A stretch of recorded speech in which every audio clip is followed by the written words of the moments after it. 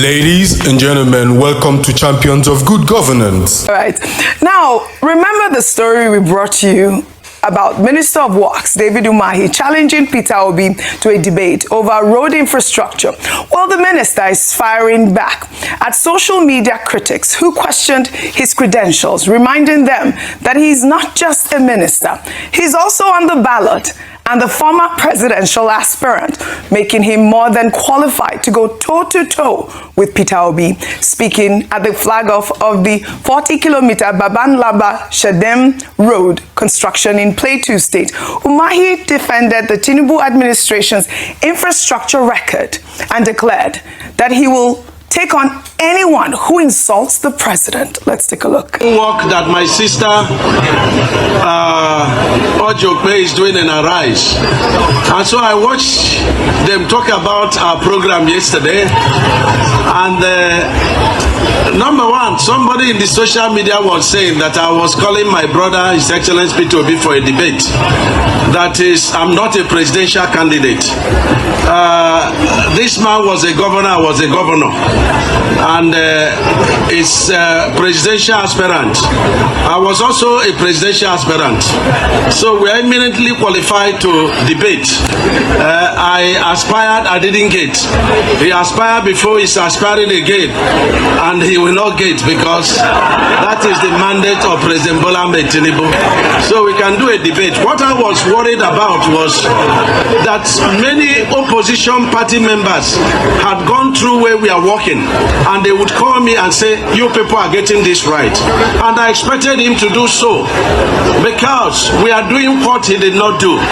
When he was governor of Anambra State, for how many years nobody could spend less than 7 hours to travel from Enugu to Onitsha.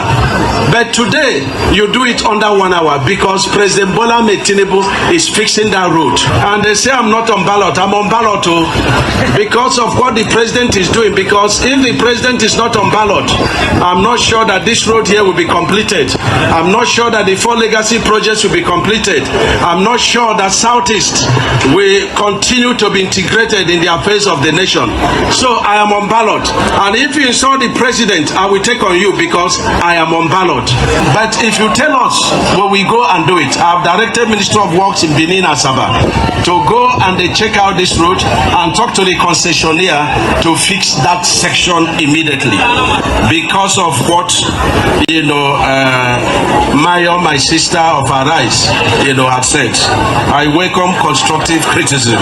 You know what? Here is what stood out. Ayo, you made a point. I hope you heard him call you out.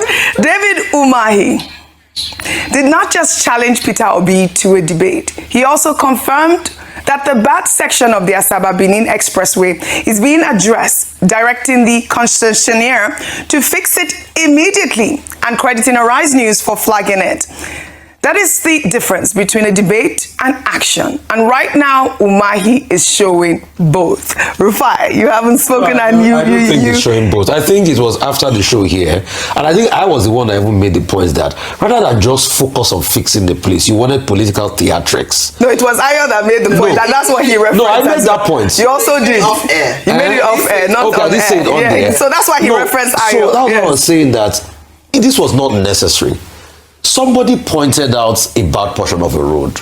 You will have just said, Mr. Peter Obi, thank you so much. We'll deploy the concessionaires there.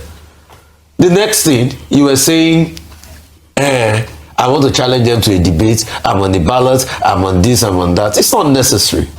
Your job is to get the work fixed once and for all. You didn't need all these theatrics. You didn't need going and saying, this happened, this happened. No. All right. And in terms of debates, I'm still challenging you to a debate, Mr. Umahi. Give me, us Nigerians, the EIA that gave you the permission to do that coastal road. That's accountability. Funsho Doherty released on the BPP reports. What is it called? Bureau of Public Procurement. And there was a document that said the EIA was not there. Give us the EIA. Let's see what the reports say. Publish the full EIA. I am challenging you on that.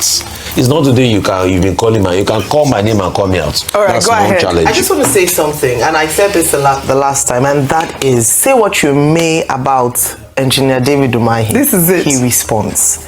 I say this because how many times have we called out other ministries? How many times have we given feedback or analyzed the actions of other ministries without any kind of response or even acknowledgement? And this is the citizens' voices speaking. So the fact that he does that, I give him kudos for He that. has not I think, responded to my yes, challenge. he hasn't responded to everything, but I think in terms of responsiveness and the ministers in this, fine.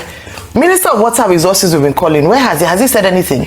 Minister of Agriculture, have they said anything? There are a lot of ministers that we talk about here, they don't say anything. So in that regard, I think when things are done well, they should be praised and encouraged to do even more. So maybe he might decide to take up that challenge of the EIA. But on this one and other matters, I think he also responded to that too, but I think it was more of saying that he had already responded. Dr. Martin, did you want to say something?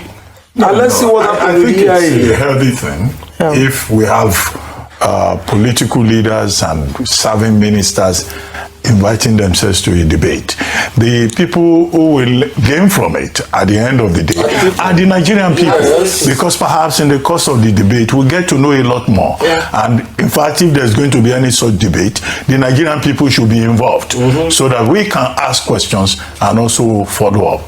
I don't think there's anything wrong with a debate, and nobody should think that that is negative.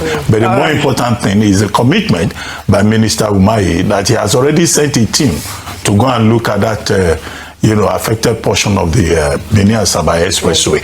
And of course, I hope it won't be that eventually we'll hear that the portion that is affected is state road or federal road. All right. The thing is to fix it for the benefit of the Nigerian people. All right, fantastic. Is the people content of it? Fantastic, fantastic. It is very, very, very funny to hear when most politicians that are not with P2B, maybe in the same party, that don't have the same party affiliation with him, when they talk about him, you hear and you sense the rivalry in the tone of their voice. This has been almost like a tradition. Yes, from Kenneth Okonkwo to Governor Soludo Chukuma of Anambra State, now to the Minister of Works, Dave Umahi. It is so funny to see how that P2B has become an undeniable force in the politics of this country.